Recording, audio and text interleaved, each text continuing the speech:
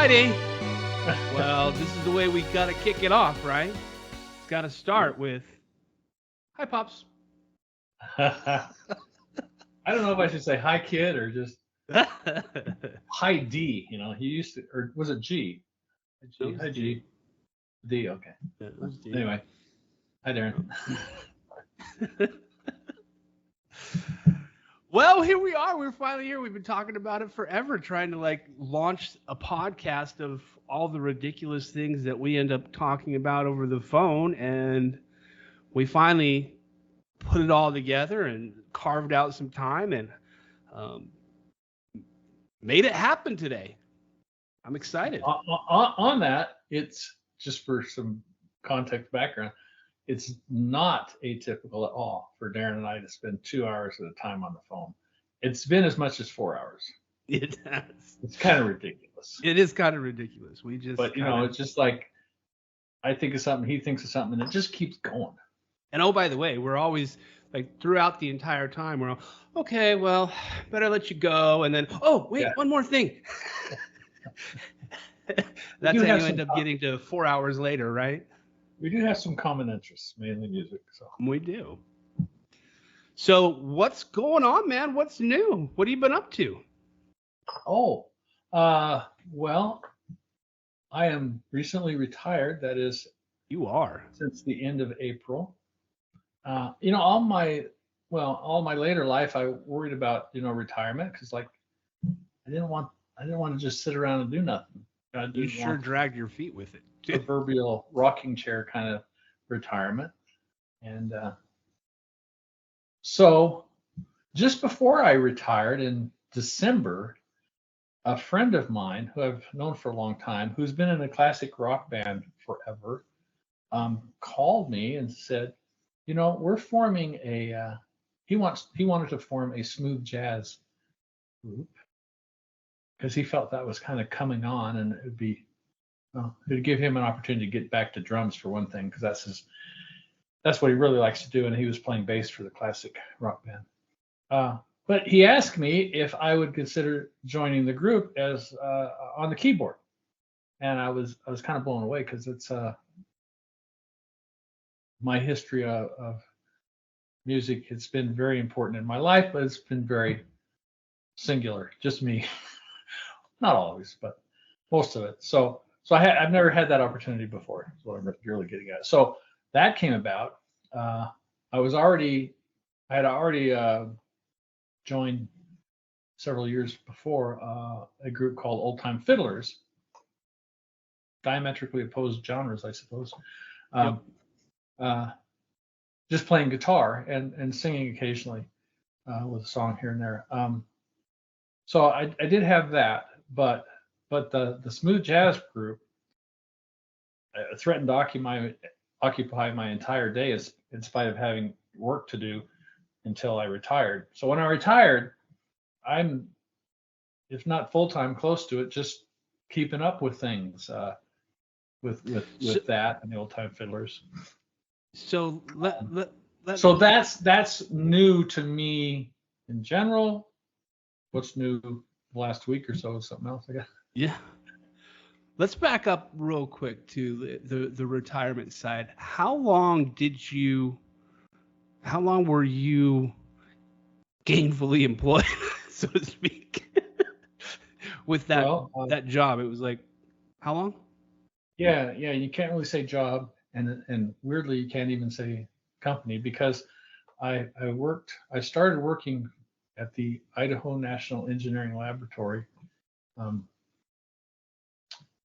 In fact, it was called the Idaho National Engineering Laboratory when I started. It's now just called the Idaho National Lab. Anyway, when I started, that was 1978, I believe. So it was close to 45 years that I was employed at the lab. But because it's a national lab run by the Department of Energy, the contractors who run the lab change. Yep. So even though I worked at the same job, the company would change. Yep. I'd go back to the same desk, do the same job, but I'd be Westinghouse, Exxon, I remember that. So on. So it's kind of weird to most people to think of it that way. But yeah, and I started. I don't know how deep you want to go, but I'll just No, make it quick. I do want to hear one story, but I'll let you finish before. I'll give a brief. Through when your mom and I moved to Idaho Falls, she had a job teaching, and that's why we moved here. And I didn't really have a job. I started driving a truck for a soda pop company in town, bottling company called that distributed RC Cola, and that wasn't the job I wanted, and I was looking for better work, and I realized from living in this community from others that better work could be had at the National Lab. And so, maybe once a week I'd go into the employment office. Hey, anything, Yep. and it, I don't know how long, but less than a year, I got a call that said, yeah, we have some openings for some temporary work. It'd be about 3 months, and normally, that might be, well, gee, I hate to quit my job, but no, I was like, you got me, I'm ready, because I didn't want to turn that opportunity. And the temporary job was at being what they call in the yard pool, doing just menial things. In this case, they were kind of cleaning up the facility of radioactive contamination and stuff, which sounds terrible to some people, but it's just something you, especially back then, you just tolerated and dealt with. Yeah, absolutely. Anyway, at the end of that 3 months, fortunately, the boss came and said, hey, we have these openings for you people in the yard pool. Your term is up, but if you want to see if you can qualify for these jobs, here they are. And there was being a painter, being a pipe fitter, a carpenter, so on. They mentioned one in what they call the analytical lab, and I didn't know exactly what it was, but it sounded scientific and interesting, more interesting than the other jobs to me. Yep. So I was all over that, and it turns out that the analytical lab there was a facility within the facility that did analytical chemistry to support the plant operations. And there was sometimes up to 70 people in that lab doing that kind of work around the clock, because the plant ran around the clock. And what they would do is they would recover uranium from spent nuclear fuel. Anyway, they had to run tests continually to keep the plant running optimally. Anyway, I'm getting into too much detail. So that was like, I was just all over that because I was extremely interested in the sciences, and it gave me an opportunity to not only do that kind of work, but to have a employee assisted education. Now you were working nights when you first took that position. Yeah, it was called the. I got this right. It was rotating shifts. Yeah, so I'd be working graveyards for a week. What would that be? Midnight to 8, and then days 8 to 5, and then what they call swing shift, 5 to midnight, and that would rotate. And I would have to ride the bus out to the INL, which was about 55 miles west of town. And no, I remember those days. I remember, the days when Dad was working the late shift, and it was he came home very early in the morning, and it was let's let Dad sleep because he worked all night type of thing. Yeah. I have to ask you about a little bit of family folklore, though. Okay. Here's the family folklore. Maybe you can set the record straight here. Mom used to love to kind of tell this story, and it was kind of in the early days when you were working for the lab, and how you kind of described it as menial little things, right? Is that inaccurate? I don't remember what her term for it was, but essentially what kind of catapulted you to the career that you ultimately had at the lab was they had a PC, they had a computer, and there at night there was very few people there, and Dad started playing around with it and wrote a little bit of code and figured a few things out. And rather than disciplining you, they said, well, let's just send you to school. Yeah. How's Well, that, Lord?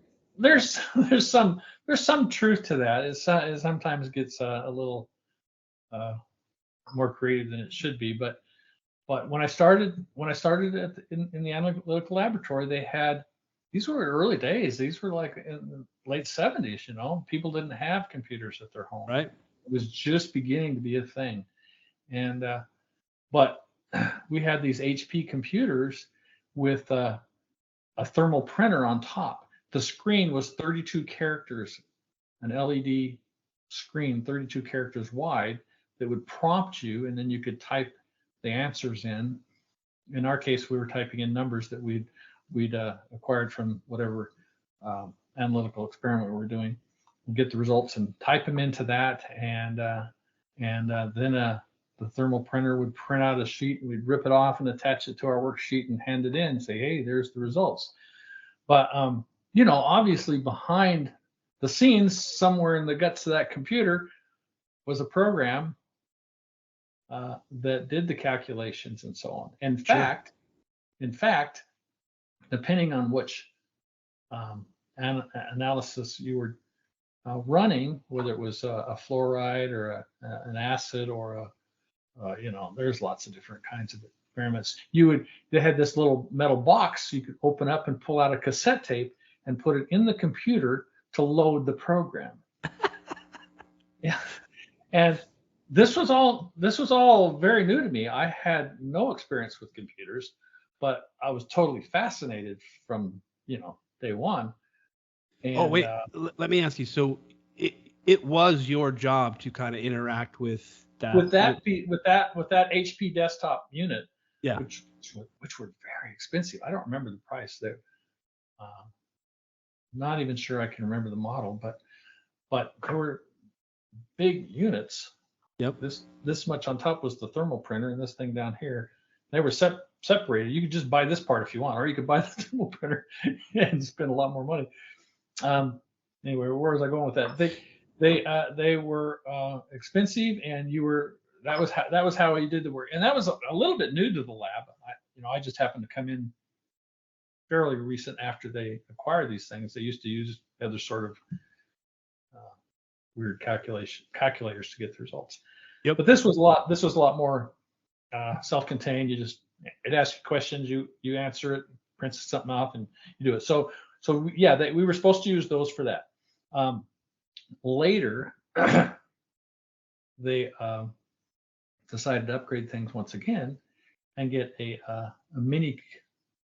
I think you're right, mini computer. Yeah. In our case, it was a Data General. You may have heard of DEC. DEC used to be big in mini computers. Mm-hmm. These were mini computers that would sort of fill the gap between the big IBMs that were too expensive for smaller departments. They were more of a large company thing. But there was mini computers, and you could have a central computer to do the operations computing for your department. Well, it was a big effort. I wasn't involved in it to create the programs to do that on the mini computer, and then you'd have a dumb terminal in the 2 or 3 or 4 in the lab there where you could do the same thing, enter your calculations. You'd have a printer disconnected from the terminal somewhere, same idea, grab the sheet of paper, attach it, and there's your results. So there was an upgrade done. Now that's where it gets interesting, because where the lore comes from. Because you'd be in front of that dumb terminal and it would ask you for a login. The little HP didn't have a login because it didn't care. Yeah. But the terminal, you had an account that you would log into with a password, and occasionally there was something would happen because of a glitch in the programming or the system somehow, that when you entered your password, this was kind of rare, but it would happen, that it would bail out into a command line. Well, the world is your oyster at that point, Oh, what can I do? Oh. And there were people that were a lot more adventurous than I was, but I remember one thing. I thought, well, if I could list the code, if I could just get a printout of the code, it would be very interesting to me, because I was at that point, I'd already progressed to know about computer languages, especially BASIC, and I may have even had my first personal computer, the Radio Shack TRSA-80 at home. So I was very interested in programming. So I thought, I would really like to get a listing of that code just for educational purposes, right? So I list. Nothing happened. This was on a graveyard shift, by the way. Yeah. Nobody around. And yeah, nobody around. And well, all right, nothing happened. There are a few other things we tried that I can't remember, but this was the big one in the sense that the next day or so after that, as I was walking out at nearly 8 a.m. in the morning, and the day shift was coming in from the buses, my supervisor stopped me and said, yeah, you need to not print out stuff, because what I didn't know was when I did list, that did a printout of the entire program to the printer up in the computer room. Well, I didn't know anything had happened, but it had happened. And yeah, they said, yeah, you need to cut that out. But at the same time, they recognized the skills. But at the same time, they recognized my interest, and that did evolve, and I ended up doing lots of programming in the lab on a more sanctioned basis, on other smaller HP computers that, in this case, were actually helping to run the experiment. They were interfaced with the equipment that would determine acidity and stuff like that, specific gravity. They would interact. So I would help on the programming of that, and that evolved in me getting a job in the computer group for the department, and so on and so on. So a little truth to the lore. Now, a little. Now see. But there were other people that were more adventurous on that terminal than I was, and one of the guys, one of the kind of immediate supervisors, not the one that I spoke to on the way out that I mentioned, he was being adventurous also, and he ended up deleting effectively, not literally, it turns out, but effectively deleting all of the accounts for logging in. All the user accounts? All the user accounts. All the people in the department. And so, that brought us to wild west of the computing in the late 70s. I don't know how they fixed that, but I later learned it would have been an easy fix, because in those days, before databases, they just had flat files. And the first record was the count of how many records there were in the file. And what he really did was set that to 0. Okay. So the easy fix was just reset that number to whatever the number was. Yeah. But it's still incrementing it up until you got all the files. As far as the computer and the software was concerned, there were no accounts. Yeah. Well, I'm sure it made a few folks nervous, at least for a while. Yeah. Well, that really gets you hands there. I appreciate the lore there. Mom used to love to tell that story, so I do. Yeah, like I was mildly involved in what would you call that? Little computer adventurism. Yeah. Shadow IT. Yeah. Well, no, that's a different thing. That's a different thing. Well, hey, let's get back. When I was okay, I'll shut up. But Shadow IT, when I became a member of the computer group for that department, that's kind of Shadow IT, because you're kind of in IT, but only in the department and not part of the company IT. Yeah. And so it was kind of like, yeah, you really should be with us, but no, we understand you can be there. So that's what Shadow IT is kind of. Yeah. Anyway, go ahead. I was just trying to do a turn of phrase. And to bring this all around, all back to how we started, that was one job of many that I had, but they were all had their foundation in software until I retired. So you did that for 45 years. Yeah. And but you joined the Fiddlers group like well before retirement. How did that come about for you? I happened to see a date recently, and I think it was 2015. So 8 years ago. Yeah. How that came about is Mom had a good friend that she I guess must have met initially at church, and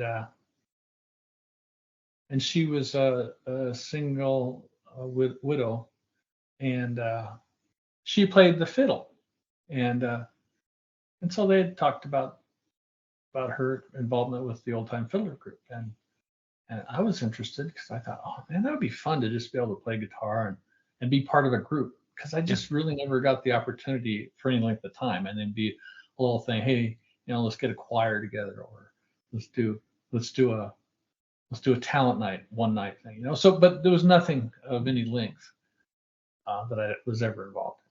So I kind of expressed interest that would be a cool thing to do. Yeah. Well, That's cool. the Old Time Fiddlers used to practice every month at a restaurant here in town called Leo's, and Oh yeah. they had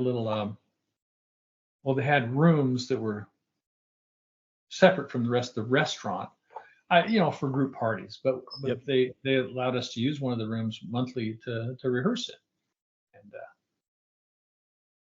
we happened to be there, I guess, with Mom, and I happened to be there with Ramey, I believe, eating, because it was a favorite place for kids. They had toys and Yeah. games and such. So, we Little took Chuck E. Ramey there. Cheese type of thing, right? So Laura came out of the rehearsal to go get a drink or something from the restaurant, and she noticed us there.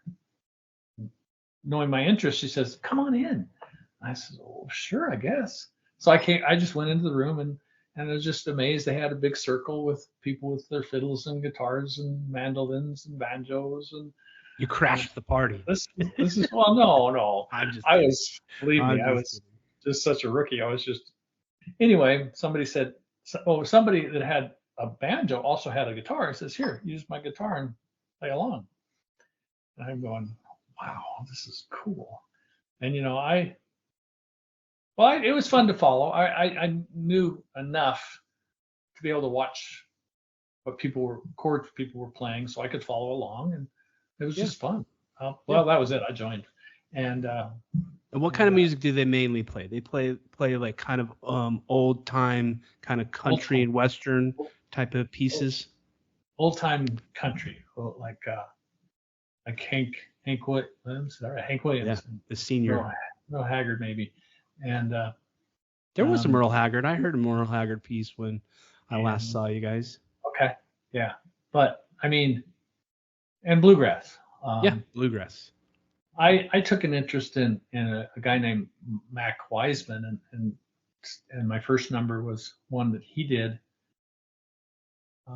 It's probably somebody that not many people have heard of, but he would make you can see him on YouTube. He would make the rounds on early TV country shows singing ballads, and one of them he did was Love Letters in the Sand. Oh yeah. I think I could do that one, so I pretty much copied the way he did it, and that was my first number for Old Time Fiddler. So the way it works in the rehearsals and performance, Teresa, who's the leader and plays the fiddle, would pick a number to do whatever she wanted, and she'd go to the next person. They'd have to pick a number around the circle, and so when it came to me, but generally when she calls on you to pick a number, that person also sings the number, right? not necessarily, but generally. Generally. Yeah. I mean, it's not, there's no rule. And I've done it before. I said, let's do Kansas City Kitty. And I don't do the number, but I just like it. Yep. And so they do it. And oftentimes the bass player, big old bass fiddle, won't sing a number, but so he'll just call one out that he would like done. But you actually sang Love Letters, though, right? Oh yeah, but in my case, I generally don't defer to some other song. I pick one that I know, and the first one I knew was Love Letters in the Sand, and so it was my turn. I go up and sing on the mic, and yeah, that was a little terrifying at first. Yeah, I was gonna say that's kind of a new kind of performance for you at that time, anyway, right? Yeah. Hadn't done that a lot, at least. And I will tell you that I have had a natural fear of performing since day one of my music career when I was a Yeah. teenager, and it really hadn't improved all that much. So, and the other thing is I am a terrible memorizer of lyrics because I all my life have pretty much ignored lyrics, just interested in the music side half of Right. the song. And so memorizing lyrics took forever. And when I was performing, I would sometimes forget. Yep. And fortunately, the group was, tolerant of that, especially when you're new. And Teresa would sort of laugh and say, if you forget the lyrics, you got to yodel. Yeah. Well, that's going to come So, back around in the episode later. So you're okay. going to like what happens in that. So anyway, that's Old Time Fiddler, and I'm enjoying it more now that I'm retired because I would have to I couldn't make all the gigs or as they call them plays because of my work schedule, but I can make Yeah. most of them now. So the smooth jazz band that you ended up joining was also something very new for you, kind of like the singing in the fiddlers group and doing the fiddlers group, in the sense that you had to, play piano solos, and a lot of times they were very complicated solos. I've seen you guys play. They seem very complicated to me, at least. So how did that experience go? It definitely upped the game and the stress. Old Time Fiddlers is I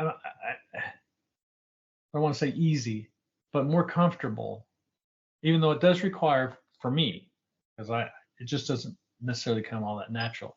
When there's a play like there was yesterday, I get out the guitar and go through the songs so that I get the lyrics in my head again. I'm not sure which one I'm going to choose, so I just go through them all, and but I'm more comfortable now in the fiddlers, and it's I mean, technically it's not that hard, especially I'm just playing chords and singing. I mean, big deal, right? Well, it's kind of a big deal to me anyway because I get stressed, but it isn't that big a deal. But the jazz band, yeah, I'm doing things in there that I didn't know I could do. Yeah. And I mean, that's kind of another topic, but I find myself, for one thing, they would pick songs. I don't like, I have two choices. I can just make something up, but I don't improvise.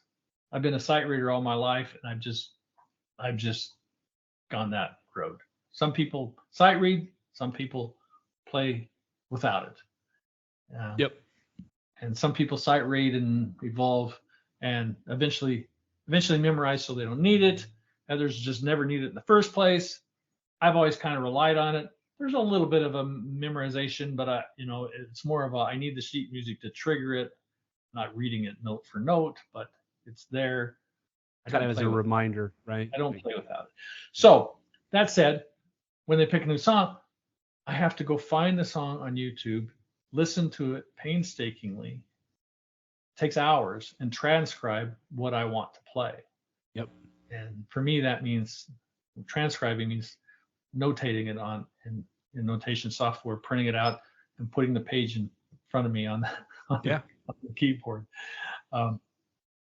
And some of these things are,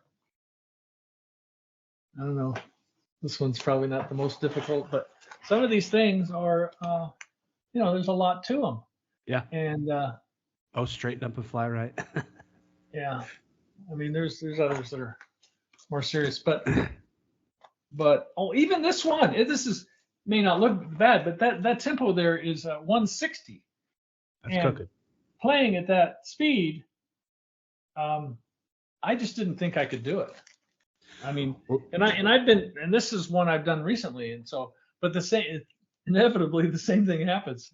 You think, no, this is not going to happen. I can't do this. Yep.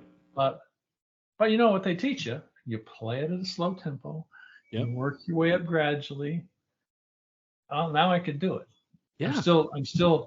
I'm still practicing to make sure I can do it and working on the rough spots. But most of the time, I find that I can do it, even though it seems impossible at first.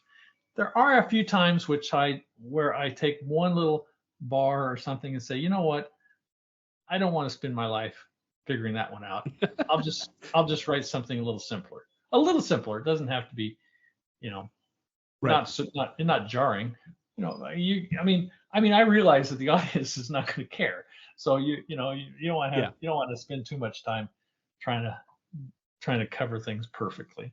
But for the most part, I find that I can do it. It's like, I don't know, there's a lesson in there somewhere. Yeah. Yeah. Yeah. Absolutely. Kind of like the So yeah, it's more fixed and difficult. growth mindset type of thing. It's more difficult. It takes a lot of time. We're still working on new songs, so we just need a handful more, and then I think things will settle down, and I won't need to spend so much time transcribing and learning anew. It'll be more like just keeping up the skills. Yep. Keeping maintained. But you did recently get asked to learn a new song, right? Didn't you recently get asked to learn "Mary Had a Emerald, Little Lamb" by Stevie Ray yeah, Vaughan? yes, Yeah. and And not that was only kind of that, but you were asked to write a solo. yes, and that was kind of fun. I don't. So are we entering into the music territory full fledged here now, Darren? Because Absolutely. yeah, because our guitar player Keith, even though this is a smooth jazz group, we push the edge a little here and there. But this time he decided to just go right over the fence and say, I would really like to do a Stevie Ray Vaughan. I don't think you could call that smooth jazz by any Yeah. stretch. And to those familiar with him, it says there and said Mary Had a Little Lamb, and which is a popular one of his. And it's kind of a short number. Well, he's done extended versions, but kind of a short number. And Keith said, and I want you, Dave, to do a solo also within it.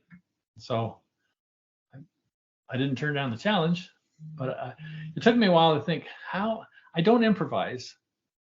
So I need to come up with something that I can notate and put in front of me Yep. that will kind of stick to the spirit of the song and so on and so on. Well, I don't know if you want me to go here now, but I think I was laying in bed thinking about it, and I thought, how do you do this? I can't remember how far I thought my thoughts got there, but at some point I realized that you can use, if we were in the key of E, I could use the E minor pentatonic Yeah. as the basis of my solo.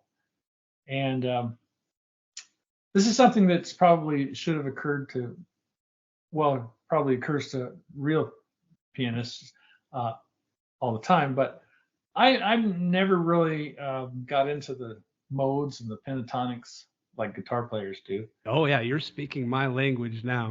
And so it didn't come second nature to me. But when I realized it, I thought, okay, I'll start trying to play around with that. And oh my, it just opened it up. It says, oh, okay, yeah. Once you have that framework, you can do it.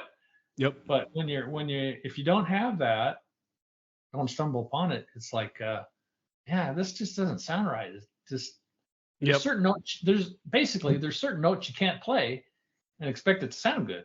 The pentatonic scale says these are your notes. Don't vary. You can play with it a little bit, but basically these are your notes. Yep. And when you told me kind of your process for that, I was absolutely just tickled because this, like I said, it speaks my language. As a guitar player, the style of guitar playing that I kind of grew up trying to learn was the pentatonic scale, and for the purposes of developing an improvisation skill, so Stevie Ray Vaughan, and he certainly was a huge influence in me trying to figure out the pentatonic scale and how to apply all that. So I would rely on you. I remember growing up, like talking to you about, so help me understand this, because your theory is by far better than mine. It's not even close. That's when it comes to modes. But even still, like, I would always try to like kind of pick your brain, try to put pieces together. So when you came to me and said, hey, told me about you were using the pentatonic scale to create this solo, I was just like, what? This is awesome. There's overlap there. It was so cool because like I felt like that if you're starting to play around with it, then maybe you can help me fill in some of those holes that I need from a theory perspective because I don't have your background when it comes to theory. You know, you I don't know where you picked that up. Well, let me ask you this. So, when did you actually start playing music for the first time? How did that happen for you? Well, it was forced upon me. It was forced Um, similar to me. my brother and I guess eventually my sister were signed up for piano lessons and told that we will go. And so weekly we would go over to this person's house whose name is Benita Higley, who happens to live in Idaho Falls now, even though this was in Arroyo Grande, California, but that's another story. Um, and take the lessons. And this lasted for 2 years. I didn't like it, but I did it because us kids obeyed our parents. Always, um, right? um, but eventually, that my So when did mom, this? I guess my mom mostly decided, okay, enough. So after 2 years, nothing more. So when did the I mean, spark happen for you? When did it like but all of a sudden? I don't know the exact age. I'm guessing maybe as early as 14, more likely 15. Uh, you're a teenager and you're listening to music, and suddenly, because of the year I was born and the era I was in, and when I was when I was 14, that would have been 1965, wouldn't it? Yeah, So, Beatles, yeah, Beach Boys. absolutely. I mean, I remember as a kid hearing things like, like Elvis, or I remember in a car one time hearing Itsy Bitsy Teeny Weeny Yellow Polka Dot Bikini and Maybe Purple some People Little Eater, Richard or something like that. things like that. But they never really fascinated me enough to say, man, I wish I could play that. But when the British invasion came, I guess, and it was kind of hot news and hot stuff. I became very interested. My music background, even though I didn't care for it much, gave me some tools to work with, and I eventually talked my mom into letting me get a guitar. Got to remember that I guess you'd call it the generation gap back then. Parents were not thrilled with British invasion, with the Beatles, Rock and roll. rock and roll. This was, they they had some things to say about it, and didn't tolerate it very well. Yep. I mean, I'm sure there were some parents that were okay, but there were some parents that were just, yeah, really bad. My parents were kind of like, yeah, okay. My dad didn't like it a lot. He was very upset when he realized that mom had allowed me to buy a Get a guitar. guitar. Yeah, he was literally upset. Yep. And I mean, but in his defense, he exposed me to a lot of music, uh, not rock and roll, but but mostly opera and show tunes. I remember him playing things on his Oh, big tape deck, like from Carousel and Oklahoma, and all the Roger and I didn't Hammerstein know he stuff. was a show tune guy. And yeah, so it was always in the background. He loved that kind of music, and old things like, can't remember their names, but old singers. Uh, I can't remember. But so I was exposed to a lot of old fashioned music, I guess. But that, I'm glad I was. It's It helped you out exposure when to you music. Exposure to music in almost any genre is useful, for sure. and then you can kind of pick your own way after that. But anyway, so my mom got me a guitar. I was very enthused with it. I was back at the piano, which we had one in our home still, and so both those, guitar and piano, I was very interested in. And as far as theory goes, learning chords on the guitar was a big deal. And you got to remember, in the '60s, we didn't have the internet. We didn't have Yeah. Google. So it wasn't easy to find out how to play things unless you had money to go purchase books or things like that. Yeah. And I didn't have any. And I also didn't have very many friends that knew much about it. They were learning along with me, because Yeah. there was a lot of people then playing that. And also I should mention that also in that era, uh, uh, uh, folk groups like Peter Paul and Mary and Oh yeah. um, if you want to Crosby, mention it. Stills, and Nash. Well, no, those are more of the rock, but the folk Oh. groups like them and there's others. You know what I mean? They were Simon kind of and big. Garfunkel. Does They that count? were no, they were Oh. part of the new era. Um, but the real folk groups, Peter Paul and Mary, and I don't know. Why can't I think of that group? They Don't always buy had us. the striped shirts and Oh, anyway, the Letterman. Is it others Letterman? Letterman. Anyway, it'll come to me. Anyway, those kinds of groups were fading out. And this one group that I was just thinking about decided to throw in the towel because of the British invasion.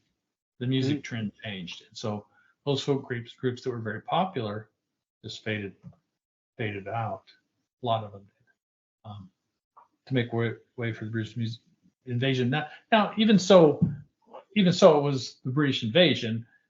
People like Simon and Garfunkel were still part of that because of it was kind of folk, but it wasn't kind of the old folk, So it's complicated, It's new but, folk. but so we were very interested in this new music that was based more on rock and roll, I guess you'd say. Yeah. Anyway, because of that, I was just totally involved in music and wanted to be a part of it. A friend of mine, Jeff Orr, and I used to play guitar together all the time, and Yeah. he was a pretty good singer, and girls loved him because he was handsome. So That'll do so it. we That'll do it. we even played it. We even played a little bit at a school dance during an intermission that the real band took. Oh, really? We played a couple of numbers. That was a weird story. We're used to playing acoustic guitars, and this kind of made me mad in a way. And Jeff said, "Hey, the band said we could play their electric guitars, but I don't know how to play an electric guitar." So we're doing our music on electric guitars, and I have no clue what I'm doing. I guess it worked. Yeah, that sounds awesome. Did you guys have fun doing it? Yeah, it was fun. So you guys started when you were 14 with a guitar? Yeah. Was it And the piano we had at home? Yeah. And the piano that you had at home? But then you kind of got the bulk of your theory education in college, right? Yeah, I was. I don't remember how I came about what I did in high school, but I must have got my hand on some sort of literature. And when I went to college, I didn't know what I wanted to do, so I wanted to be a music major. And unlike some people there, I wanted to learn theory. A lot of people were more interested in performing, which is good for them because, like I said, I didn't really want any part of performing, and that's one of the things that turned me off about a music degree in college was no matter what your focus is, you have to do performing. You have to do a performance, yeah. That's part of it. 100%. And I didn't have money to support a private piano lesson in college, so one of the professors there would kind of give me lessons in his office, not full-fledged lessons, but he would put me under his wing a little bit and help me out, and actually gave me a couple of music books which I still have. Edward McDowell, which is a classical composer of more the European classical, but he was American, so he doesn't get a lot of attention because he's not really in the realm of the American composers like trying to think, Copland or others. Yeah. He was more of a European style, but he was definitely a good, a lot of fun. Probably people. If anybody, I'll throw this in. If anybody's heard of anything of his, there's one called "To a Wild Rose." a simple piece, but it's classical. Anyway, go ahead. Okay. So how did you do 2 years at college with Just the one, music program? just one at, Oh, Rick's College at in Rexburg. Rick's College? Right, Yeah. that's right. Rick's College at Rexburg. Then later I started at BYU, and I just dropped out. It was just too overwhelming for me. Yeah. Yeah. Well, you must. I mean, in a year, I mean, I'm sure that your musical theory, evolved over the years since college. But I mean, it's really amazing to me that you were able to pick up as much as you have in just a year of pretty much formal theory education at college. That's impressive. I suppose. I'm not sure how impressive it is, though. I mean, I know people would ask me over the years, so how many years of piano lessons did you have? I'd say 2, and they'd be more impressed. But, you know, I was beyond the formal lessons. I was self-taught and continued at it for years. I mean, you probably remember me playing piano at home All the obnoxiously time. over the years all the time because Not it was obnoxiously. not It only was something awesome. I was interested in, but it was an escape, and it Yeah. helped me. Yeah. Absolutely. So then to kind of close the loop on this whole thing, let me ask you this. So when based on your kind of understanding when it comes to music theory, and you have to write this solo for Mary Had a Little Lamb, and I know that you kind of talked about that it occurred to you that maybe I should like explore one of the pentatonic scales for that. Is there something else from like a theoretical standpoint that helped drive your approach to writing this song? Like, how did you? I mean, I know that you know the pentatonic scale, but there had to be more than that you more music theory than that you applied to kind of come up with what you came up with, because it's pretty awesome. Well, a lot of it is just kind of built in at this point, and it's not like I really thought about it that analytically. I Yeah. do remember starting with kind of the same thing that Stevie Ray did on his guitar. At one point, he just did something. I'll do it in organ here, but I think he did that to start off something. And I Yeah. thought, well, I'll just do the same and then see where it takes me. And then, of Yeah. course, I didn't copy his guitar lick after that, but it just kind of evolved. And I'm not sure I can explain how. I would just use what I know, about when the chords would change, about what I should be playing. I I pretty much worked out what I like to hear in my right hand, and I should also say it's evolved. I mean, almost every time I went back and looked at it, I would change something and add to it, Yeah. or revise. Um, but then I thought, I'm not good at this, but I wanted to add some left hand in there too. So you'll see jazz pianists that'll be playing and they'll just kind of you know jab a chord here and there. So Yeah. that's a lot of times what I was doing just to. So I can't really explicitly say, well, I did this because of this theoretical knowledge. I just There was no. you kind of know where to go. It's just the interesting part is I didn't know where to go to get started until I realized, or I probably read, and after Googling something, that the E minor pentatonic, how that worked. I thought, light bulb. Oh, Yeah. okay. I can get started now, It was just something that was missing from my theory. And so when I latched onto it, then I was ready to go. Well, I don't know if that makes me feel a little better or not that there was no wild, months of musical or years of musical theory understanding allowed you to do that, and there's I hope mean, for me in my there's ability. things But there's things I know. I mean, the Stevie Ray Vaughan he's playing blues, and so yeah, an E chord. Let's see. I'll go back to a guitar sound. An E chord is that, right? yep. Well, that's not blues. An E7, a little closer. If you do a augmented ninth, I guess it would be.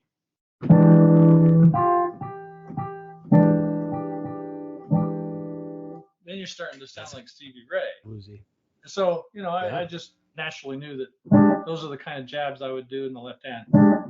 Then the A, for the A chord, not exactly the same, but an A9. No, an A, well, what is that? 13, maybe.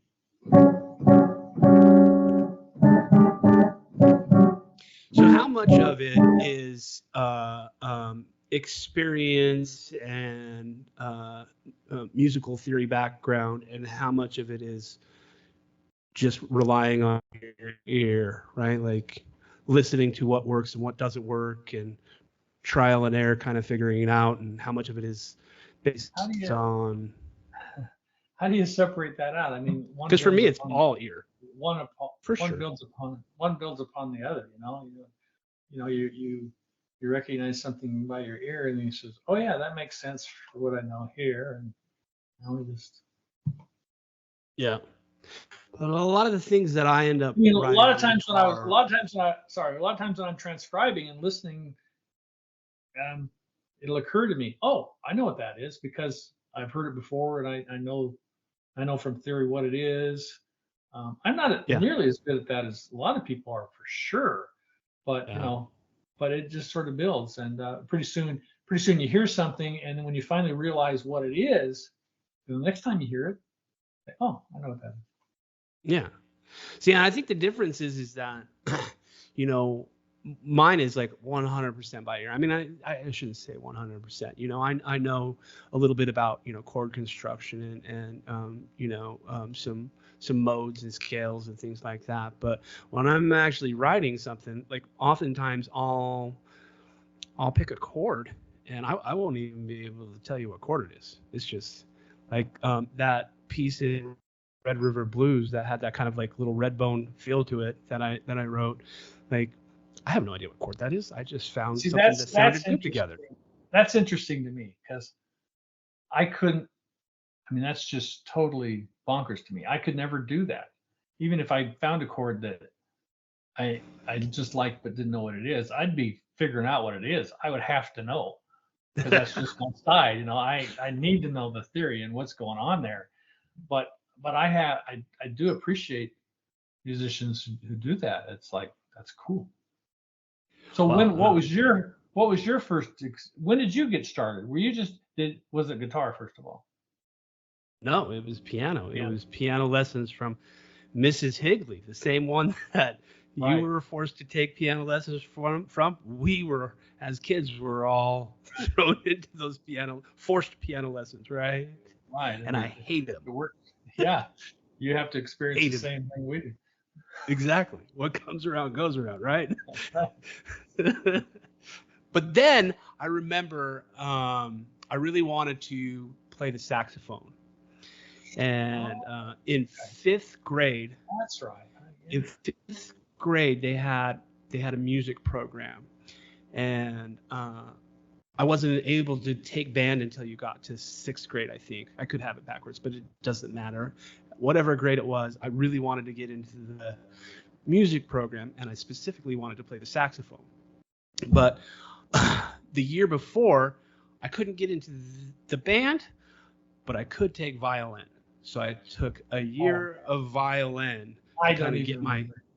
Yeah, I hated the violin too. I absolutely hated it. And so I did a year of violin, only just to kind of help me get into the group the next year. And then the next year, we went and got a saxophone from the school district rental program or whatever it was. You could rent it for the school year, and you took band. And so I did that, and I did that all through junior high. And then I think in high school, all of my friends were really big into guitar at the time.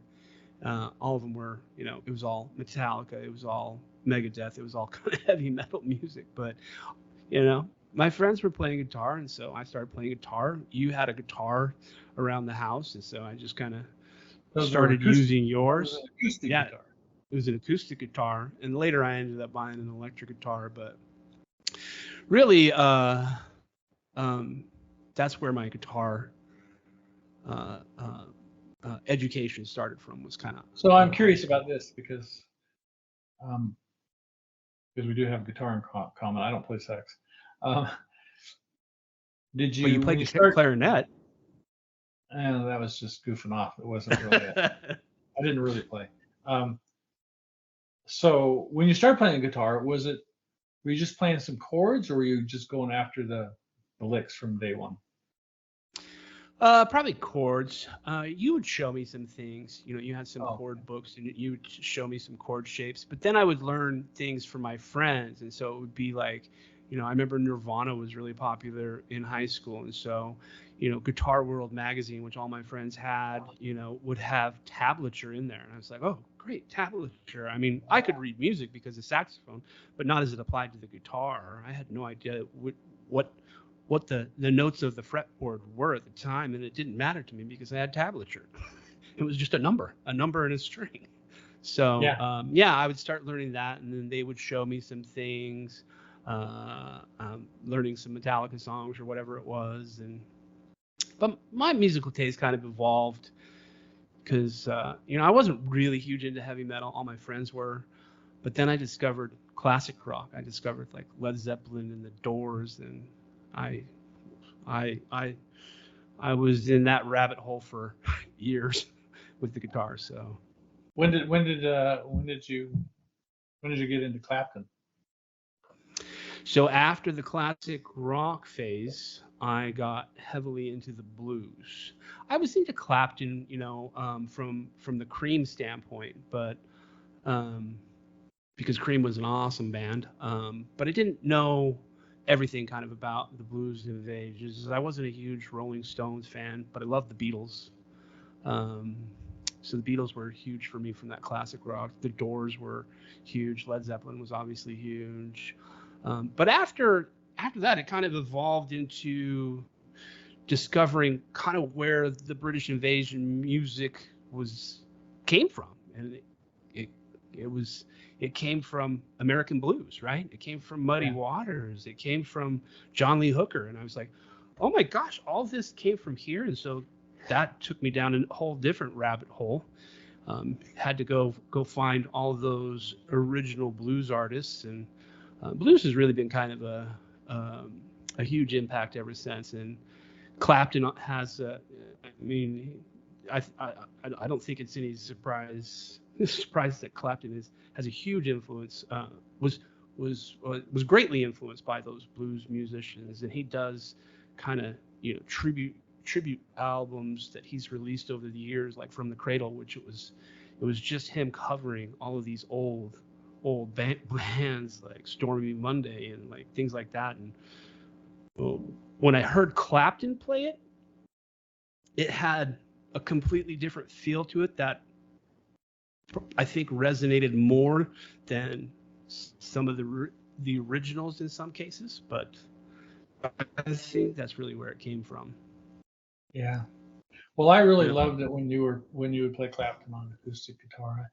I yeah. knew, I didn't really follow Clapton much, so you more or less reintroduced him to me, and I really enjoyed that.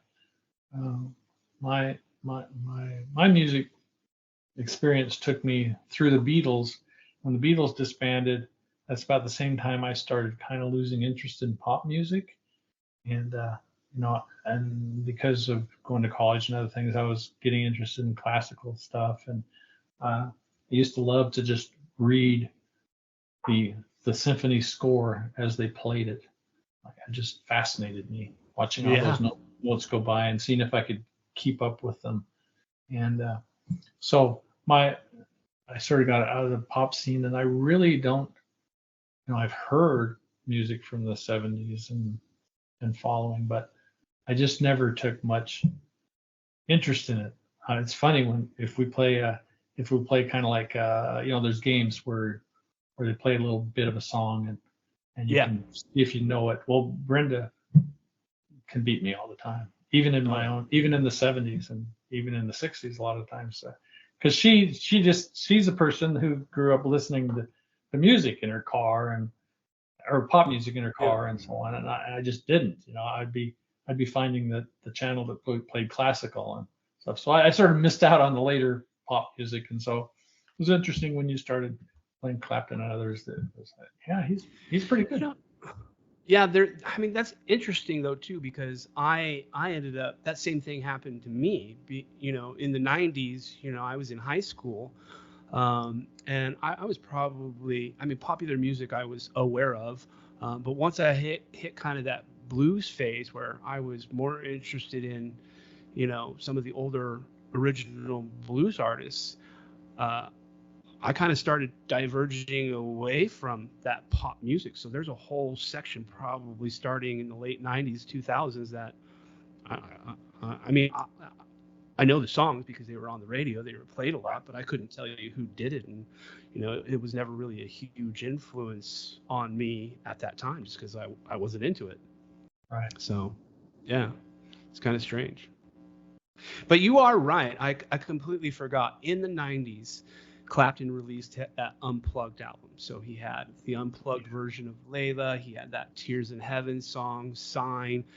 There was, I mean, I bought that tablature book and I kind of devoured that book as a guitar player. I could listen to you play Tears in Heaven and Sign all day long. I just loved it. Yeah, yeah. It was that's probably that would be a big influence for Clapton for me too. But it went further than that too because he did have those albums like From the Cradle. He did tribute albums to, I forget the name of that guy. He did an album with BB King, JJ Cale, right? Like all those guys I loved. So loved as songwriters, loved as musicians, and so yeah. Well, cool. See, that's what I'm really excited about is that, like, I mean, we've always had like a lot of overlap, like when it comes to music, things in common, but the jazz band and some of the new things that you're doing there, it feels like there's even the overlap has kind of gotten larger, so to speak, which I Yeah, think is just neat to see, especially to see you having as much fun as you are in your retirement years and doing things that are new and interesting. I just think that's awesome. it's fun. Yeah. So when is your next show coming up? Well, unless something else comes along, the next thing on the horizon is I think it's no, December 8th. Anyway, first part of December. Adrian, who's what I guess would be the leader of our jazz group, the one I mentioned before that is now who invited me in is playing drums. His company that he's working for is having a Christmas party, and he just asked, "Hey, you want us to play for it?" And the company boss said, "Sure." It kind of blew Adrian away, like, "Don't you want to hear an audition tape or something?" Nah, you'll be fine. so so it's not only cool to just do it, but it's paid gig. Yeah. Yeah, So because you guys have all that equipment you have to haul back and forth. that'll be our first paid gig, except for the tips that we got when we played at the river, which is it'll be more than the $4 we had in tips. Yeah. I should say that. It's progressing. It's starting. But hey, like Adrian also had like a classic rock band, didn't he? That he was Yeah, trying to rope you into. Whatever happened with yeah. that? Well, technically he still does have the band. It's called Ruckus, and they used to play a lot in town. And they after he'd asked me to play in the smooth jazz group, about a month, maybe 2 months later, he called me. He says, for our group Ruckus, which plays, like, I think they call it top 40 classic rock. So whatever was in the top 40 is eligible, I guess. Anyway, he called me and said that they had just lost their keyboardist because he had to do something else. He wanted to know if I'd take the job. I said, well, gulp, kind of overwhelmed with the jazz group, but okay. And but as it turns out, the lead singer, which is he's an awesome singer, but he also has another band that he sings with, and they have a lot of work. So we've only had one rehearsal, and we just rehearse, several of the songs, not all of them that they know, and that kind of went okay. But he has Jeff, the singer I just mentioned, is just so busy with his other band that we really haven't been able to do much yet. And I say yet because the news is that the band that Jeff has been with and is consuming his time is possibly disbanding at the end of the year. So I don't know if that means he'll be available for us now and that'll ramp up, but we'll see. It's kind of a good thing to give me time to get the jazz band's stuff I need done before I attempt something else. When I say done, I mean get to the point where I'm just rehearsing what I know instead of learning 30 songs from scratch. So if that happens, then I'll be learning another 30 song from scratch with the classic rock band. And this goes back to the other thing. A lot of these songs I have literally only recognized a little bit or not even at all on the lists, and they're the top 40 at some point, Yeah. And I just dropped out of the pop world scene and was into other things during a lot of these periods, and so I'm going down the list they gave me, and I'm, I would say, if they're a Beatles song, I recognize it. Yeah. My stuff, but anything past that is like, I probably don't recognize the song, almost never recognize the song title, rather. The band, maybe.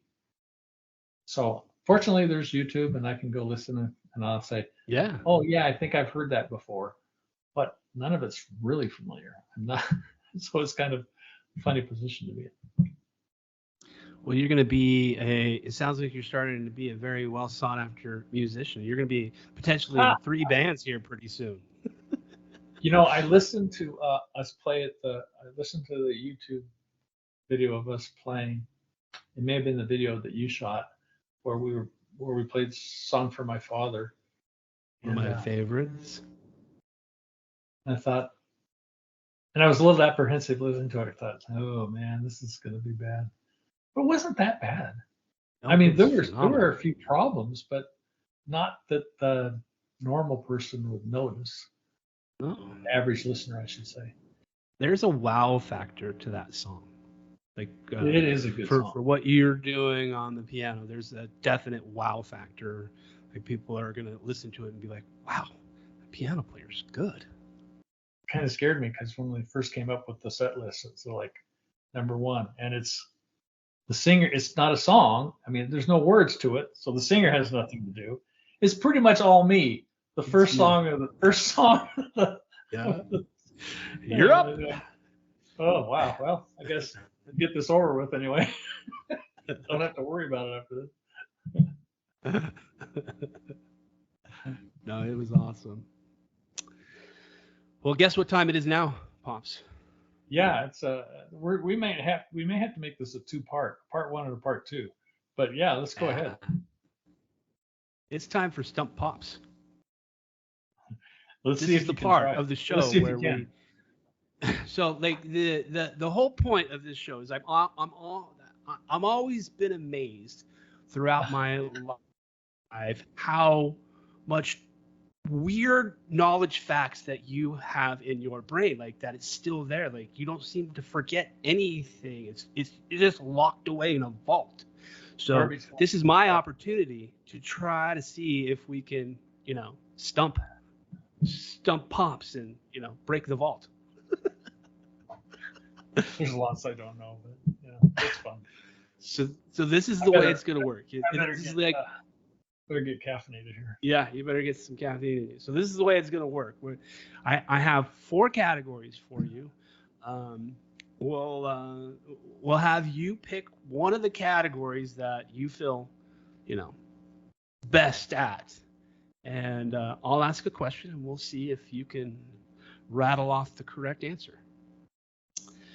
So the categories are you ready? Science and nature, history, entertainment, and music. You know, you know the one I will pick because it's the one I will be most successful in, and it's not Yeah. history, entertainment, or even music, especially if it's who wrote this song or something like that. But so science and nature. Science and nature. All right. I'm gonna. This will be right in your wheelhouse. I know that you probably you don't have a lot of training in it, but you're always my go-to electrician when it comes to electrical questions. So this is along the lines of, something that electricians should know, or maybe even electrical engineer. Well, surely an electrical engineer. But so here's the question: what is a material that will not carry an electrical charge called? You mean an insulator? Correct. Out of the gate, he's got it. That was a little Wow. bit of a softball one for you, though. Got to start off slow. Slow pitch Softball there. one for you. So do you want the same category, or do you want to venture out into another category? If I could pick the same category, I will. Category. Okay. Okay, next question in science and nature. What freezes faster, hot or cold water? Oh man, we're gonna go.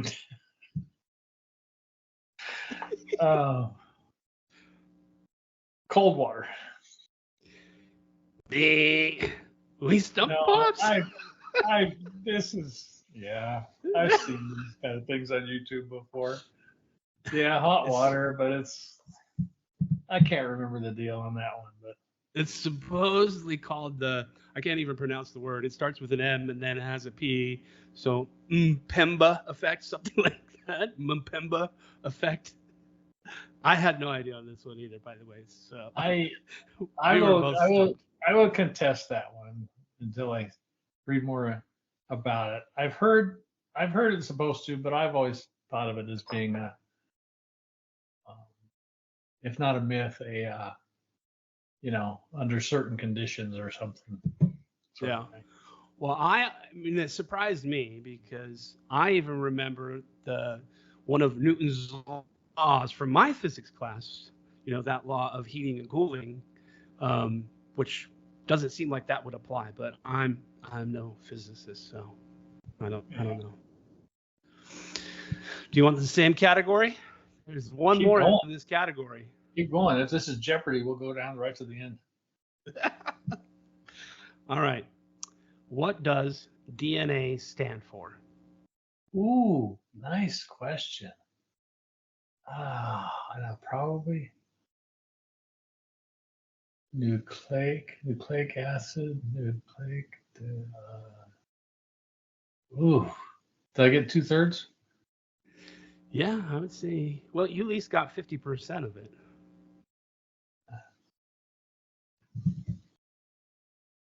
Oh, I can't remember. Is it, are N and A are not nucleic acid or something like that? Yes, the NNA is nucleic acid, but the nucleic is part of a larger word. Well, it's still the N though. Yeah. Um, hmm. Yeah, I'll give on that one. I don't remember. You're close enough anyway. I can't even pronounce this one either. It's like deoxyribonucleic acid. Yeah, that's why I can't remember. I can't even pronounce it. So. Yeah, yeah. But the nucleic acid, you got it. All right. Moving on. If you just want to go right down the deal, we'll go. I go Okay. right down to the $1,000 question. Okay. Well, history. There's 2 questions in the history category. Are you ready? Wait a minute, did we finish science? Yeah, that's it for science. Okay, well we'll go. Do you want to pick a different category?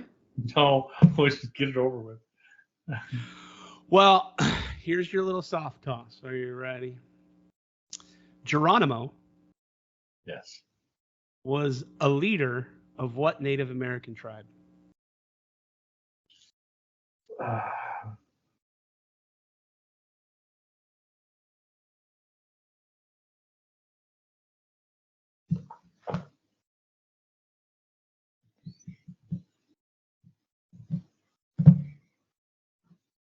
I don't know. The only thing that comes to mind is Apache. You got it. That's it. Okay. Now, slight tangent here. Is there? I think there's some family folklore around Geronimo too. Is there not? There is. Now, how much of the details is true, I don't know. But in general, it is true that I think it was my great grandmother lived in a town in Arizona. It would be Arizona, right? Is that where the Yep. Apache Nation is? Um, Yep.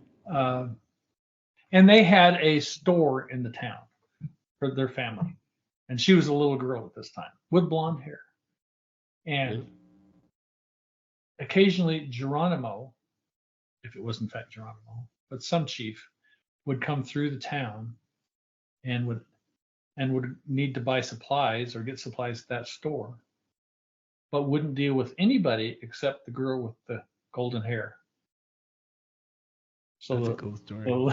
my great grandmother had to help him get what he needs and do the transaction because So now, he would only your deal. great grandmother. So is this on your dad's side or your mom's side? This would be my The mom's side. Griswold side or the Black side? Yeah, kind of more the Griswold side. More, I think the name would have been Walker though. Oh, Walker back then. Okay, gotcha. So your mom's side. Yeah. Interesting. Cool. I love the family folklore. All right. History question number 2. This one also should be a pretty soft toss for you, Dad. When was Julius Caesar assassinated? Oh man. It's a famous day. It's like What? it's a famous day. So what? It's even called. You have no idea. Oh, that kind of win. Yeah. We're talking like Ides of March. Yeah. Okay, I thought I won a year or something. No, I don't need that. It's the Ides of March, but if you do want the day in the year, it's supposedly the 15th of March, 44 BC. Okay. All right, let's skip ahead because I want to ask these 2 music questions because I think they're fun. Okay. So this is music category. Which iconic singer-songwriter was born Robert Allen Zimmerman in 1941? Man, I'm so bad. I know who it is. Just Bob Dylan. Yeah, nailed it. And then this one was another one that I found from the music category that I thought was really cool. I had no idea that this was the case. Which song by the Beach Boys, one of your favorites, right? Yeah. Included the use of an electro-theremin? Oh. Yeah, I don't know the answer to this. That is interesting. I don't know. It's good vibrations, and I had no idea that there was a theremin in that. Yeah, I didn't either. That never even registered with me. All right. So now it's time for What's New, Pops. This is where we kind of go through some current events. In this case, I have a couple of videos that I wanted you to take a look at and get a blind reaction from you. So the first one is there was a recent episode of The Voice, which I'm sure you follow very regularly. And there's this 16-year-old girl that performed on The Voice, and she did an amazing job. And I want to show it to you and get a blind reaction for you. So you have the link? Okay, I'm playing it. Yeah. Now. You have to wait for the ads, I'm sure. Fortunately, I Get don't all the have ads out. I don't have Okay, ads. cool.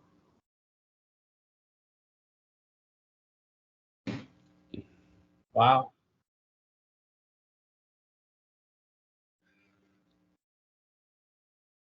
I love her supporters. Yeah.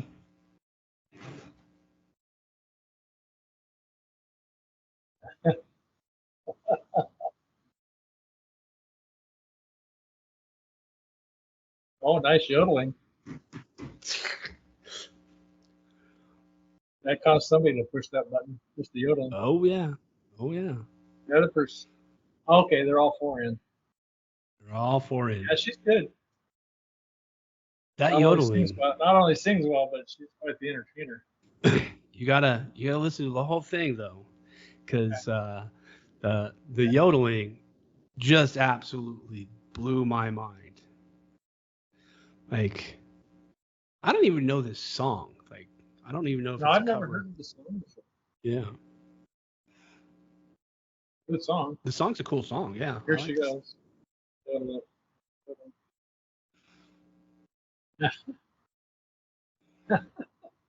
She's good. Yeah,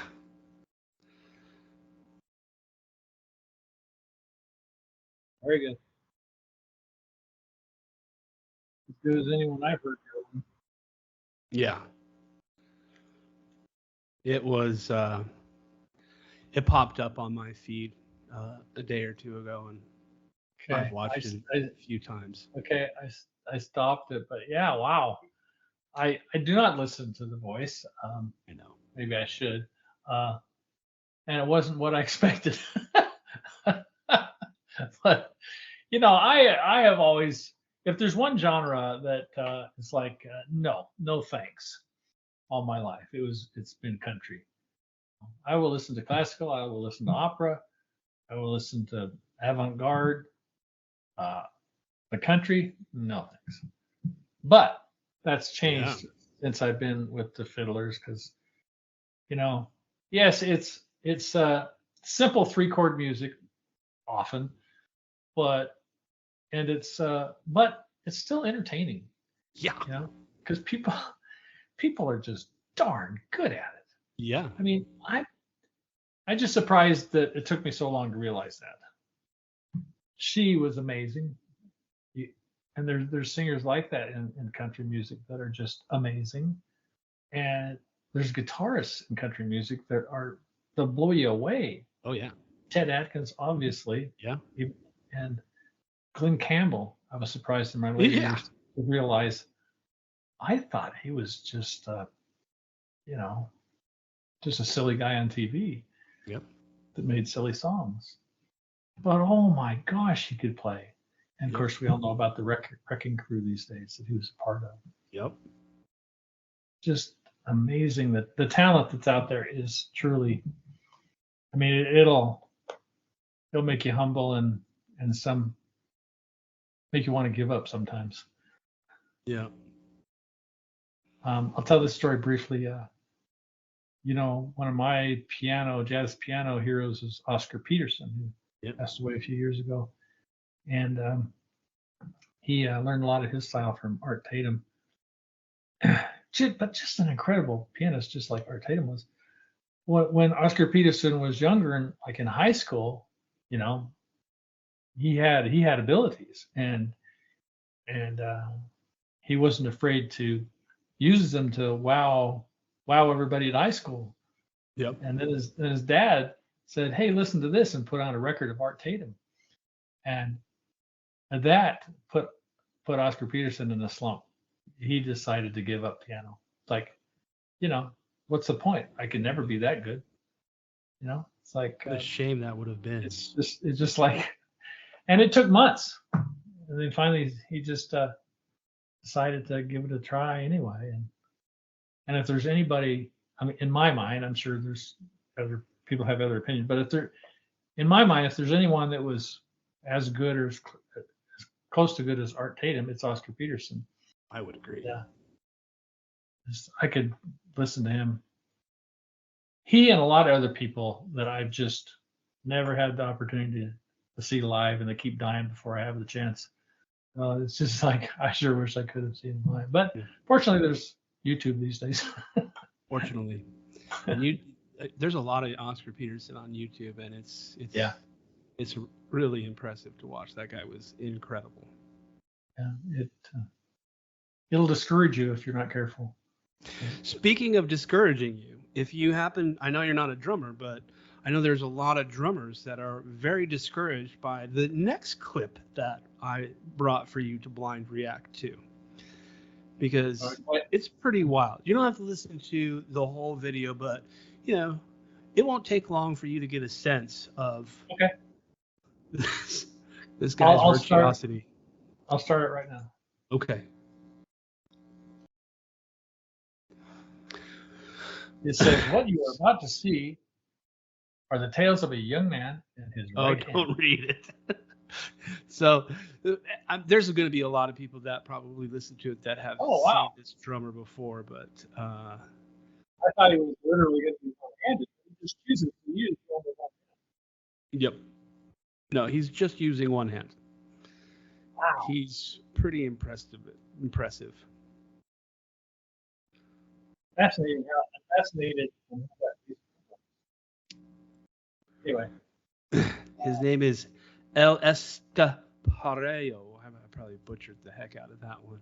I think he could find better things to do with his other hand, but anyway. Oh, he uses both hands, but it's what? He definitely uses both hands in other videos, but he's just showing off. I think he could do better things with his other hand. Yep. Okay, well, all right, I think I've seen enough. But wow, well, yeah. That's pretty impressive. I have. That sort of reminds me. When I listen to music like jazz, small groups that have a drummer, often drum solos annoy me. I don't know why. Other people love them, but sometimes I really do, really appreciate them. Recently went to a Beach Boys concert. There's only 2 original people in the Beach Boys group that we saw. My club was one of them, but their drummer and their other players, so good as musicians, just so good. The drummer blew me away, and I'm not one, like I say, to be that enamored with drumming. It's great, but I don't necessarily want to hear a solo. Well, with him, I think I would. He was so good. It was amazing. And kind of like the young lady we saw singing, he was also entertaining. Yeah. He was so animated. I mean, you could just watch him and not get bored. Yep. So I've had a kind of I've been more appreciative of drummers. I saw one. There's a vocalist who plays bass fiddle by the name of Nikki Parrott. I think her last name's pronounced Parrott, just Parrot.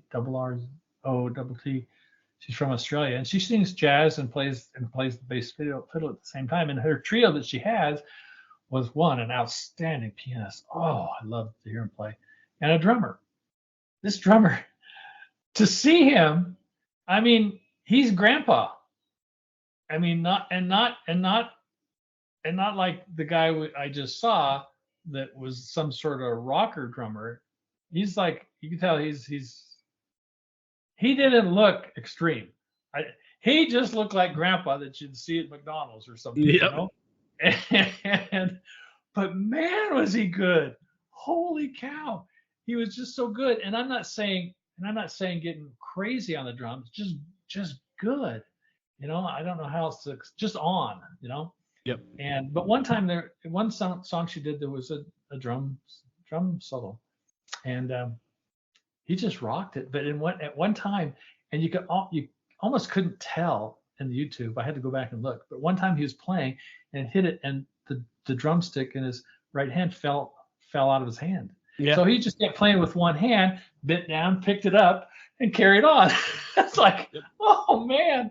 And he kind of made fun of it because he put his elbow on the drum. Yeah, it still works. Or something like that. It's like, this guy is so good. And and this guy, a lot like the guy I just saw. And one time he went to just the bass drums and just kept that up, the super fast, 16th notes or whatever kind of rhythm, and just kind of let it lay there, and then sort of added things. Like, man, that just blows me away as somebody who doesn't know how to drum at all. How do you get all four appendages going like that? It's just like, how? I don't know. Yeah. Well, and I think maybe it's the same for you too. I don't know much about playing the drums. In fact, I quite often struggle with very simple rhythms, very oftentimes. And I remember somebody was describing to me about some things that good drummers do, and they described it as polyrhythms. And I'd never even heard of what a polyrhythm was, and I still don't really know what a polyrhythm is today. But the way it was somewhat described to me is like, you're playing kind of two different time signatures at the same time, and to me, that just does not even compute in my head. And I'm sure that's a little bit wrong, but even when hearing somebody explain it to me, it just sounds, I can't even comprehend how that would work. And so I've never really, my music collection is not filled with like great drummers, right? Like, I'm sure there are drummers out there that fill their collection that way, but mine is not filled that way. But certainly when you hear something like that drummer that I just showed you, you recognize it and wow, I don't even know what's happening there, but just wow. Yeah, well, yeah, crazy time signatures are that the professional drummers have to deal with are mind-boggling to me. Yeah. And if you want to hear discussion on polyrhythms, there's a few episodes done by Adam Neely. I don't know if you've heard of him. He's a bass player and has a YouTube channel, and he demonstrates. He's amazing. He demonstrates a lot of the polyrhythms. I mean, physically, Oh wow. How? I don't even know how you do that. Yeah. Just crazy weird rhythms. Yeah. I mean, we think of something like Take 5, which is 5/4. That's a piece of cake. Yeah. That's a piece of cake. But other rhythms that actually it's fascinating because it comes naturally. I saw something. I don't know if it was what channel, but somebody presented a Ukrainian singing group, and they just naturally have some weird rhythm like 11/4 or something. It's just like, and but the true polyrhythm, one of my first exposures to it, probably wasn't the first, but was playing Debussy First Arabesque. Oh. I mean, he does triplets over 2/8 notes all the time. I'm not sure how you say that properly, but and it was a little bit disarming to figure out how do you play these things at first, but you kind of get used to it. It's kind of weird to be able to play two notes at the same time you're playing three out with the other hand. Yeah. But you get used to that, and really that isn't that hard compared to other stuff that you would see on Adam Neely's channel, for example. Yeah. A few of the episodes that he did. Yeah, it can be mind-boggling, and fortunately we don't have to deal with it very often. Yeah. But rock groups do it. There's another guy, can't think of his name, but he has several episodes about rock groups that are using weird change. The Beatles would do weird change of time signatures. I mean, I think it was, I don't know if John Lennon did it intentionally, but in like at least one of his songs, he'd be in 4/4 and he'd get to the end and only do 3 beats and then continue. And you can try it both ways, and it kind of feels better with just a measure of 3/4 and then go back to 4/4. But that part makes more sense to me because it seems much more linear. Yeah, but I mean it's part of it. It's something that's not normal. Yeah. But it's not exactly rare either. And this one YouTuber was going through a lot of rock groups that are a lot weirder than what I just explained about John Lennon. Yeah. I mean, they have some, I mean, truly the kind of like the heavy metal rock groups, and you think, man, how do those guys? I don't know that they really. I just wonder if they really know what they're doing, or if it's just a feel. We're gonna do this, you know. Have you ever heard of that kid? His name is Jacob Collier or whatever. Yeah. So he does a lot of the harmony type stuff where he's just layering but he also can give a master class on rhythm. It's way over everything he does is over my head. He's a genius. Yeah, 100%. I'm like, but yeah, I mean, rhythm has always been something that's slightly foreign, which may sound weird because I'm a musician, but I struggle with I've been struggling with rhythm for a very long time. So yeah, I kind of came to terms with it a little bit, and I thought, yeah, okay. But now that I'm with the jazz group, I think I still have a ways to go. I'm still trying to figure it out a lot of the times. And that's when it shows, though, when you're playing with other people, or if you decide to set up a metronome that day, and you're like, wow, what am I even playing? Yeah. Like, at least in my case.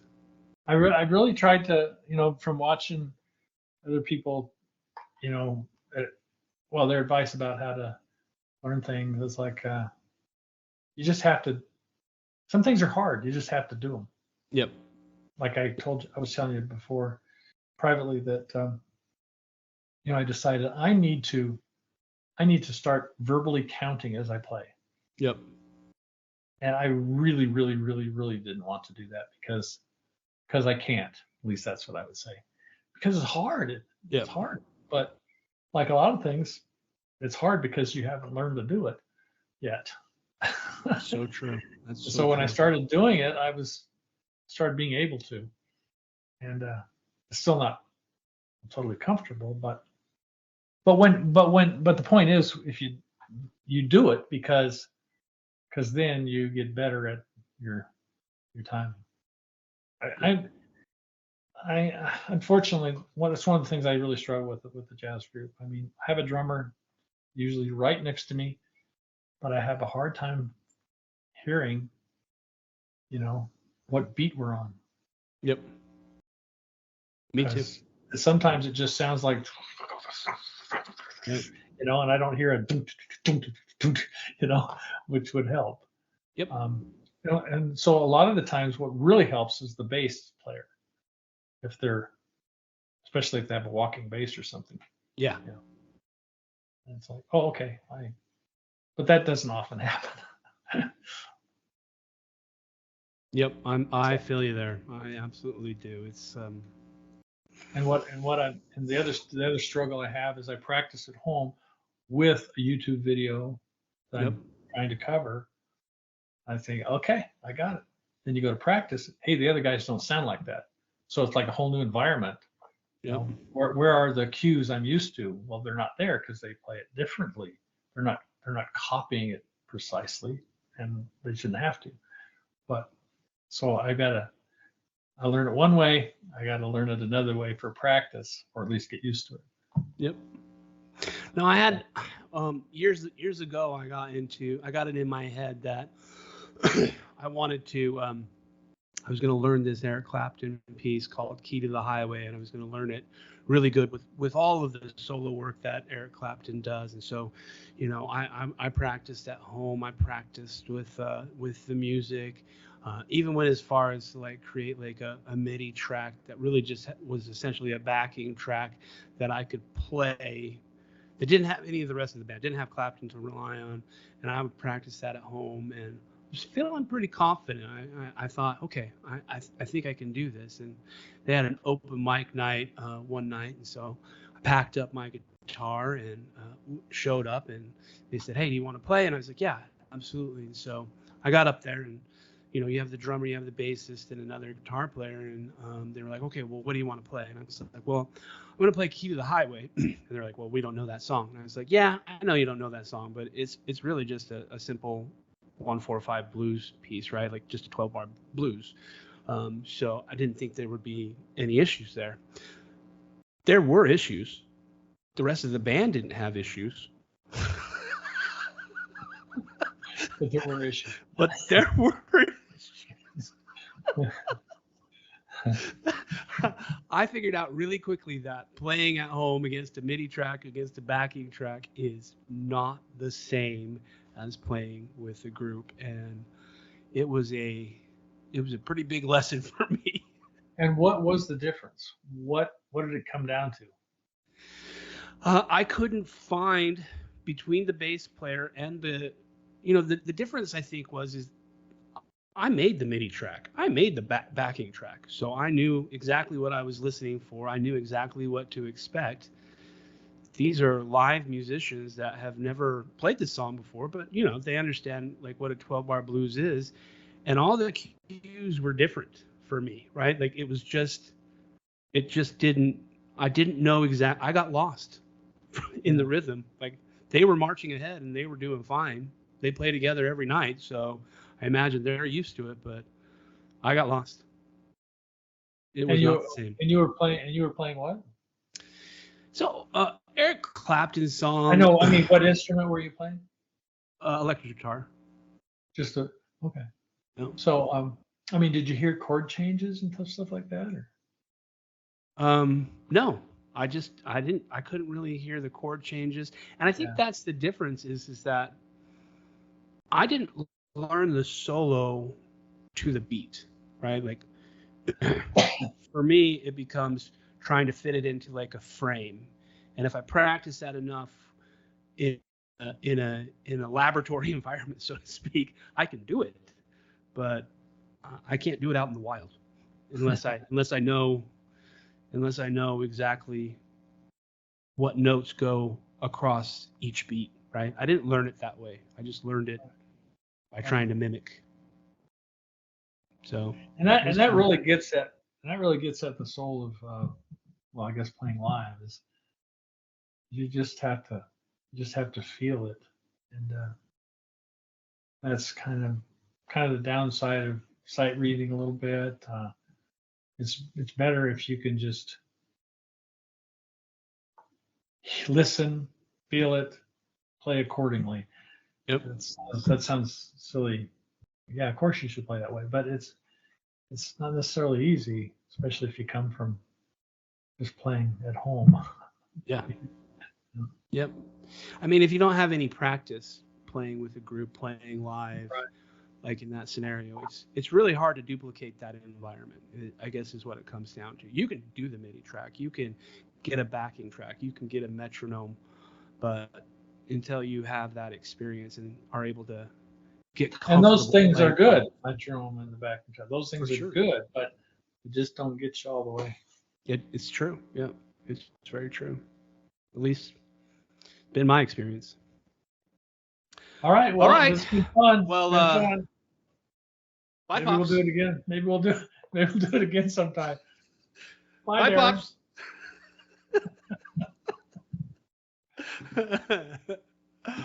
All right. Let me see if I can stop.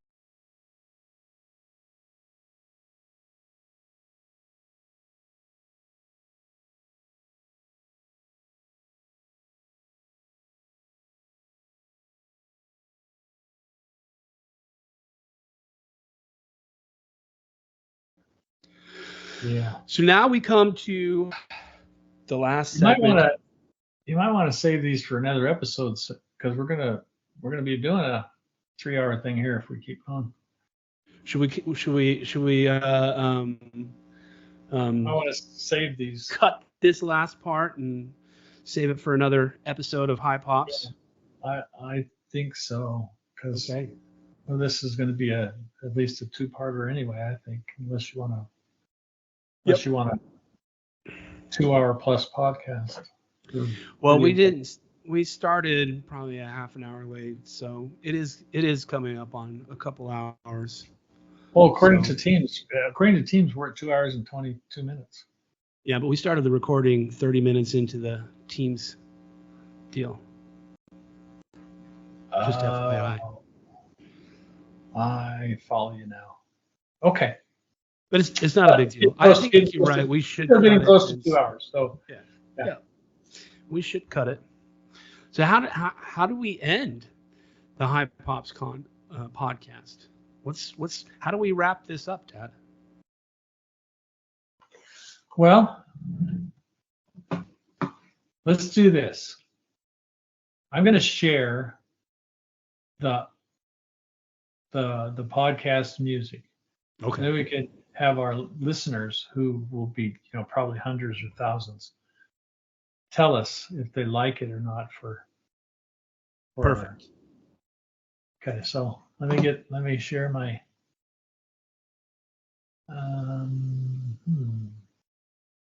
oh yeah, I have to do that entire screen, don't I, to get the audio.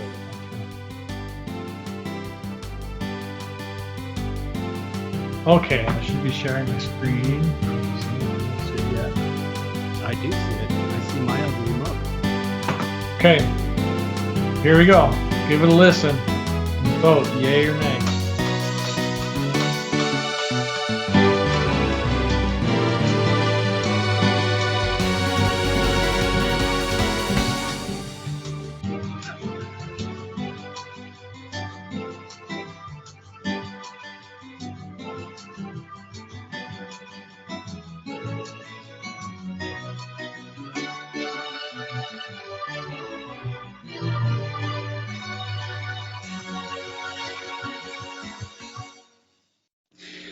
You've been watching PBS. Oh, it's kind of funny. Something I wrote for Kyle's YouTube videos, but since he's not really doing it anymore, I thought I'd reclaim it. So, I like it. There you go. I'll stop sharing the screen. I like it. We're gonna include. There we go. That was our outro music. It's our wrap up. It's our wrap up music. Okay. Right. It's kind of like at award shows when like they start cueing the music. It's like, okay, let's wrap it up. Let's wrap it up. Oh yeah, okay. Let's So I need to play that when you're talking too long, right? Exactly. When I start talking too long, we'll just start cueing the music and be like, wrap it up, wrap it up. That's funny. And then I'll just blow right through it. I was like, listen, you could cut the mic all you want. I'm gonna be up here. You could play that music all you want. That's what the celebrities do, I think. That's what they do, yeah. All right. Well, it's been fun. Well, fun. Bye, Maybe Pops. we'll do it again. Maybe we'll do it again sometime. Bye, Darren. Pops.